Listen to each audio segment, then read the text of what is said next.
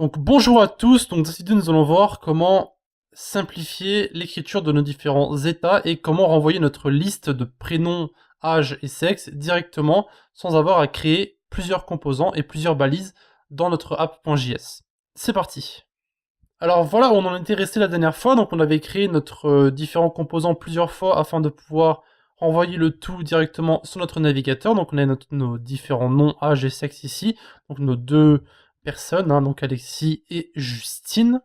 Maintenant, ce qu'on va voir, c'est comment ne pas avoir à copier ça plusieurs fois pour pouvoir les renvoyer. Alors ça va être pas vraiment compliqué en soi.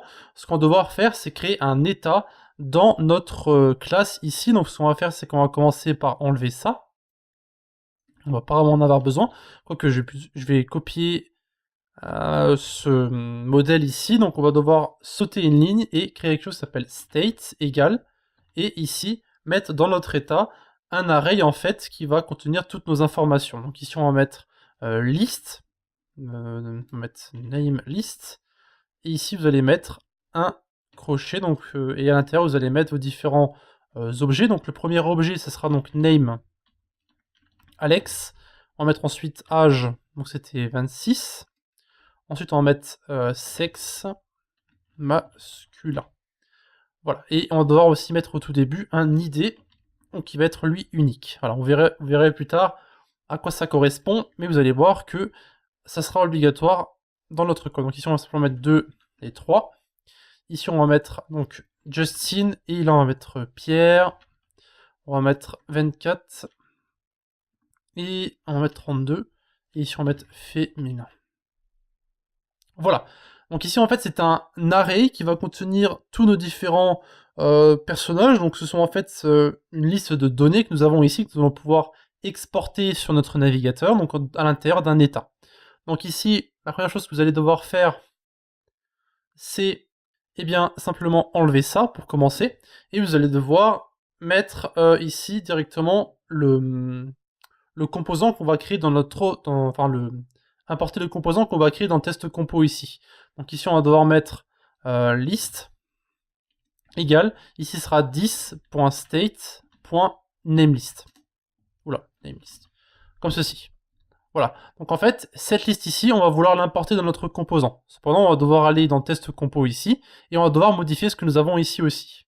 Donc la première chose à faire, c'est de créer une constante qui va représenter notre liste que nous avions avant. Donc on va mettre const namelist ici, et on va l'appeler 10.props.namelist, comme ceci, afin de pouvoir justement utiliser cette constante ici plus tard dans notre code ici en dessous. Donc on va en fait mapper à travers nos différentes données que nous avons dans notre app.js.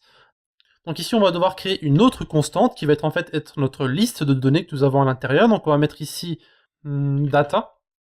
Ce sera ici nos différentes données qu'on va mettre à l'intérieur. Donc on va mettre ça comme ça, ce sera pas de problème. Donc ici on va mettre donc namelist.map. Ici on va mettre donc ensuite name. Et on va mapper à travers nos différentes données que nous avons. Donc on va mettre un return d'abord. On va retourner nos différentes données que nous avions ici. Donc ce que nous avons là, on va le mettre en fait à l'intérieur de nos crochets ici. Voilà, comme ceci. Donc ça, on va l'indenter. Hop. Donc pas ça par contre. Alors c'est mal indenté. Hop. Voilà.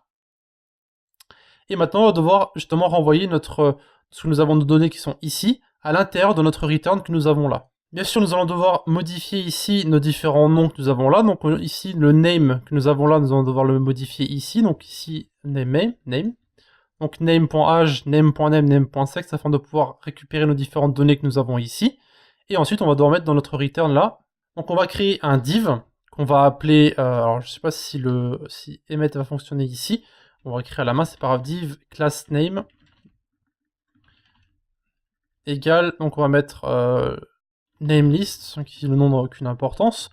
On va créer notre div ici, et à l'intérieur, on va mettre justement des crochets avec le nom de notre constante que nous avons là, donc data. Donc maintenant que nous avons envoyé nos différentes données, ici nous avons une erreur en fait sur notre navigateur. C'est parce qu'en fait j'ai fait une erreur sur mon éditeur de code. Ici en fait dans le app.js j'ai mis le nom ici, donc le nom du composant qu'on veut importer. Donc ici j'ai mis en fait data, mais ce que nous allons devoir en fait mettre ici dans dans notre test compo, c'est le nom de notre constante que nous avons là, qui est en fait le 10.props.nameList. Donc en fait, ici, au lieu de mettre list, on va devoir mettre nameList, comme ceci.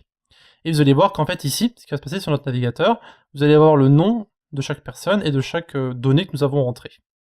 Bien sûr, ici, en fonction de ce que vous allez devoir, que vous mettez comme constante ici, vous pouvez modifier le nom de votre application ici. Ça dépend de ce que vous mettez dans votre autre fichier. À savoir que nous avons ici aussi une erreur dans notre console qui dit each child in an array or iterator should have a unique key prop. Alors ici, c'est simplement ce que nous avons mis dans notre éditeur de code et que nous n'avons pas utilisé. C'est l'ID que nous avons ici. Alors ça marche plus ou moins comme une base de données. Vous avez un ID qui va être unique pour chaque donnée que vous voulez mettre dans votre boucle, dans votre itérateur. Donc, pour enlever cette erreur, ce que nous allons devoir faire, c'est très simple. Nous allons devoir aller dans notre composant, et ici, au niveau du class name test compo que nous avons là, nous allons devoir mettre le mot-clé key, et à l'intérieur, nous allons devoir mettre justement name.id, comme ceci. Et vous allez voir en fait que lorsqu'on va rafraîchir, on va sur notre navigateur, vous pouvez voir que maintenant l'ID a disparu, parce que chaque donnée que nous avons entrée et dans laquelle nous avons itéré avec le mot-clé map que nous avions plus tôt, donc celui-ci, et bien en fait, maintenant, chaque donnée ici a un ID grâce à ce que nous avons rentré ici, donc ID 1, 2 et 3. Et chaque clé doit être unique. Donc ici, c'est l'ID numéro 1, l'ID numéro 2, l'ID numéro 3, etc. Voilà. Donc là, on commence à passer à la vitesse un peu supérieure, donc on commence à découvrir les différents mots-clés de React, etc. Donc j'espère que vous avez compris ce titre de state. Donc ici, nous avons créé en fait un array de données que nous avons ensuite importé avec notre namelist qui est ici, donc qui est en fait un attribut JSX. Donc 10.state.namelist, c'est en fait ce que nous avons de l'autre côté qui est ici. Donc si nous avons mis ici list, on aurait pu mettre list, et nous aurons mis list ici, mais nous aurons mis namelist et ici data. Donc on aurait pu inverser les deux pour que ce soit un peu plus logique, mais encore une fois, ça n'a aucune importance. Le but c'est que vous compreniez qu'en fait, notre composant a importé plusieurs fois cette structure de données que nous avons ici, donc d'abord nom, âge et sexe, et que les trois ont été renvoyés sous la forme d'une liste grâce à notre mot-clé map qui est ici. Donc qui est en fait itéré à travers nos différentes données que nous avions ici. Donc avec le name.name, name.age, name.sex. Donc si vous voulez mettre name, vous pourrez mettre data par exemple. Si vous mettez data, alors il faut que vous modifiez ici data, ici. Vous devez le modifier ici, donc data.name. Et vous allez voir en fait qu'ici, ça ne change en fait absolument rien. C'est juste le mot que vous utilisez ici pour votre fonction. Vous pouvez mettre ce que vous voulez. Mais après, vous devez simplement modifier ici le nom. Donc en fait, le mot-clé data ici va contenir vos différentes données que nous avons ici. Donc data.name, c'est ça.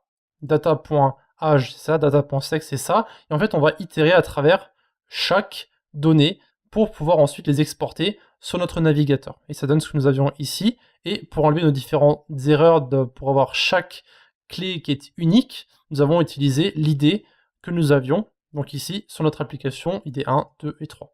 Donc encore une fois, je me répète, mais il faut que ces principes soient très clairs, parce que je sais que exporter et importer les différentes classes, utiliser le 10, donc le fameux 10 que nous avons ici, ou le mapper à travers des données que nous avons dans un autre fichier, disons que ça peut être des trucs qui sont un peu compliqués à comprendre lorsque vous débutez, mais vous allez voir que plus tard, ça sera beaucoup plus simple à comprendre lorsque vous aurez l'habitude. Ne vous inquiétez pas.